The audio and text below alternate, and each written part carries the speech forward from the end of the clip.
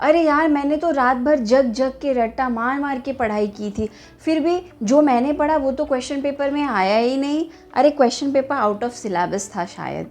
अरे यार, मैंने तो इतनी मेहनत करके पढ़ी थी, पूरा आंसर शीट मैंने लिख लिख के भर दिया था, फिर भी टीचर ने मुझे मार्क्स ही नहीं दिया। कोई इतना कम मार्क्स देता है क्या? मैंने 5 मार्क्स के क्वेश्चन के लिए 2 पेज भर के लिखा था, फिर भी टीचर ने मुझे मार्क्स नहीं दिए। ऐसा होता है क्या? इतनी मेहनत करने के बाद भी यार मार्क्स काट देते हैं बहुत ज़्यादा, कोई मार्क्स ही नहीं देता अच्छे से।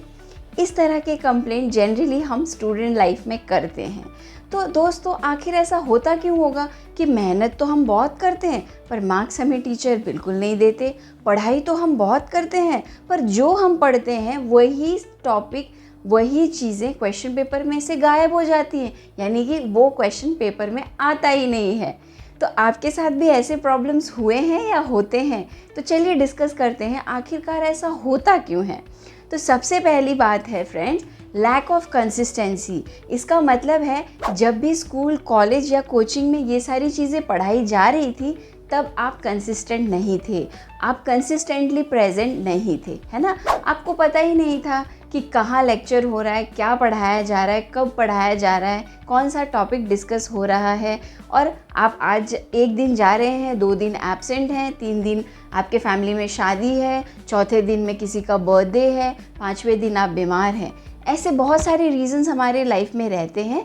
इस रीज़न से हम क्या करते हैं, लेक्चर्स बंक कर देते हैं, क्लासेस बंक करते हैं, कॉलेज बंक करते हैं, है ना। उस समय तो हमें बहुत आलस आ रहा होता है, हम सोचते हैं अरे यार ठीक है, एक दिन नहीं जाऊंगी तो क्या ही फ़र्क पड़ जाएगा, पर फ़र्क पड़ता है। सेकंड रीज़न जो है, लैक ऑफ फोकस। आप कंसिस्टेंट तो हैं, आप एक दिन भी क्लास या लेक्चर बंक नहीं करते, आप एकदम रेगुलर स्टूडेंट हैं, सिंसियर हैं, आप रोज़ कॉलेज जाते हैं, चाहे कुछ भी हो जाए, टाइम पे आप स्कूल या कॉलेज पहुंचते हैं। पर फिर भी ऐसा कैसे हो सकता है कि आपका रिज़ल्ट नहीं आता, आपको मार्क्स नहीं मिलते, या फिर आप जो पढ़ते हैं वो क्वेश्चन पेपर से गायब हो जाता है?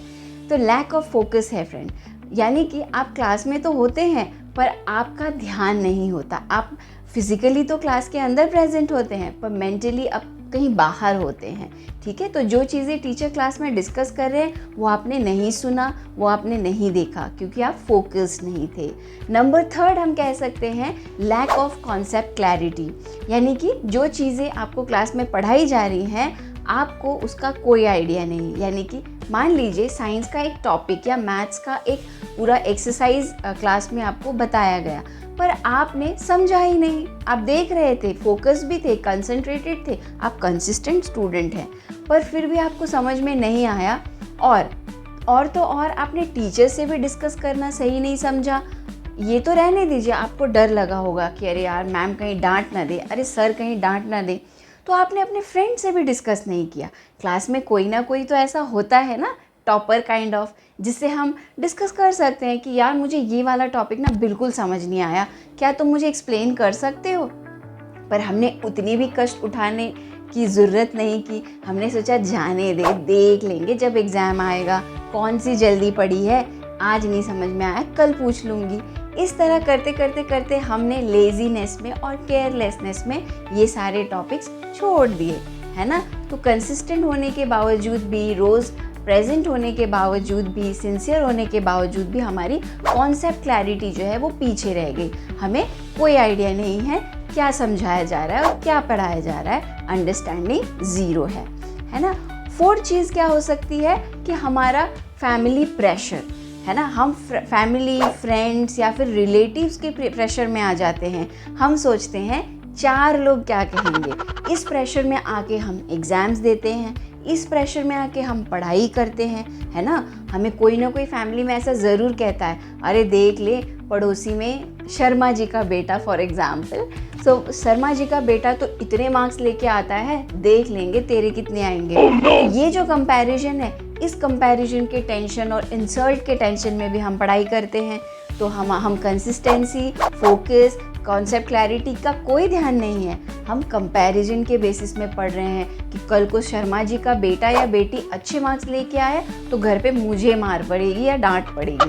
तो इस तरह से भी कोई कोई पढ़ाई करते हैं। 5th जो रीज़न हम सोच सकते हैं वो ऐसा होगा कि प्रॉपर स्ट्रैटेजी या प्लानिंग ना होना। है ना। अपने पढ़ाई का कोई स्ट्रैटेजी नहीं होना। रोज़ सुबह स्कूल जा रहे हो, हाँ जा रहे हैं, टाइम से घर आ रहे हैं, हाँ आ रहे हैं, है ना। रोज़ जा रहे हैं, रोज़ आ रहे हैं, पर कहाँ जा रहे हैं, क्यों जा रहे हैं, टीचर ने क्या बताया, क्या नोट डाउन करने के लिए कहा था, कुछ पता नहीं, है ना। ऐसा ही हो रहा है हर जगह, ठीक है। तो यहाँ पे आपको चौकन्ने रहना पड़ेगा, है ना। हमें नेचर ने इतना ज़्यादा इवॉल्व ब्रेन दिया है, किस काम के लिए, इन्हीं सारी चीज़ों को ध्यान में रखने के लिए। फ्रेंड्स, स्ट्रैटेजी कैसे बनानी है। मान लीजिए कभी कभी ऐसा होता है ना, कि हरदम ऐसा होता है, अरे यार एग्ज़ाम को तो अभी 1 महीने बाकी है, देख लेंगे, पढ़ लेंगे, अभी तो काफ़ी टाइम है, अभी थोड़े मज़े कर लेते हैं, टीवी देख लेते हैं, गेम खेल लेते हैं, मोबाइल देख लेते हैं, कहीं घूम लेते हैं। तो ये सारी केयरलेसनेस की वजह से हम स्ट्रैटेजी नहीं बना पाते, पढ़ाई को हम पहले से स्टार्ट नहीं कर पाते हैं। और जब एग्ज़ाम के लिए 1-2 दिन बचे रहते हैं, फिर हमें आता है बहुत सारा प्रेशर। अब उस प्रेशर को भी हैंडल करना है, सिलेबस के प्रेशर को भी हैंडल करना है, सारे के सारे सब्जेक्ट्स और सिलेबस एक साथ पढ़ाई करनी है। उस ओवरडोज से हमारा ब्रेन बिल्कुल थक जाता है और नर्वस मोड में चला जाता है।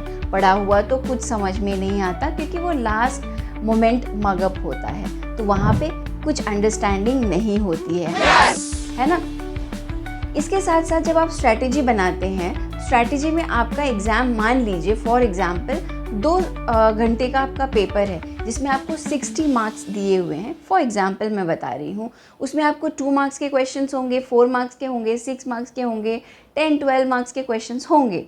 और उस 2 मार्क्स के क्वेश्चन को आपको कितना मिनट देना है, 5 मार्क्स के क्वेश्चन को कितने मिनट देने हैं, 10 मार्क्स के क्वेश्चन को कितना मिनट देना है, ये आपको पहले से प्री डिसाइडेड जाना होता है 1 दिन पहले एग्ज़ाम हॉल में।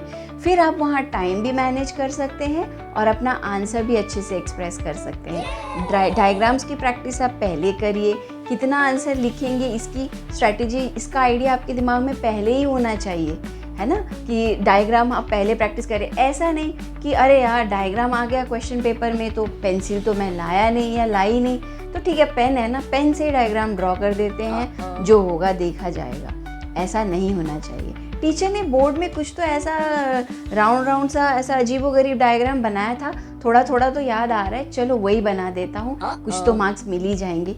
ये केयरलेसनेस मत करिए प्लीज़, ओके। पूरी तरह से प्रिपेयर करिए खुद को। एटलीस्ट 2 से 3 बार या मैक्सिमम 5 टाइम्स डायग्राम प्रैक्टिस अगर आप करेंगे लेबलिंग के साथ, तो ही आप एग्ज़ाम में इसको अच्छे से प्रेजेंट कर सकते हैं, अच्छे से आपके आंसर्स एक्सप्रेस कर सकते हैं। फिर देखिए कौन सा टीचर है जो आपको मार्क्स नहीं देता। ऐसा तो बिल्कुल पॉसिबल नहीं है फ्रेंड्स।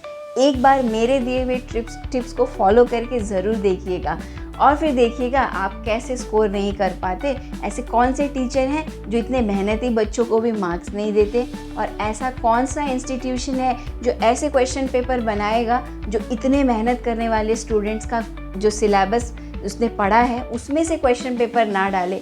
ऐसा तो हो ही नहीं सकता। फिर सारी चीज़ें अपने आप सही होती जाएंगी, है ना। ये सब चीज़ें फॉलो करने के बाद आप खुद को बहुत ज़्यादा कॉन्फिडेंट भी महसूस करेंगे, है ना। आप एक हैप्पी स्टूडेंट वाली लाइफ जिएंगे। बस आपको कुछ स्टेप्स लेने हैं, बहुत ज़्यादा मेहनत नहीं करना है। मेहनत करने से हम सबको काफ़ी डर लगता है, पर ये छोटी छोटी स्ट्रैटेजीज़ हैं जिन्हें आप अपनाएंगे तो आप एक happy life, tension free life जी सकते हैं। All the best.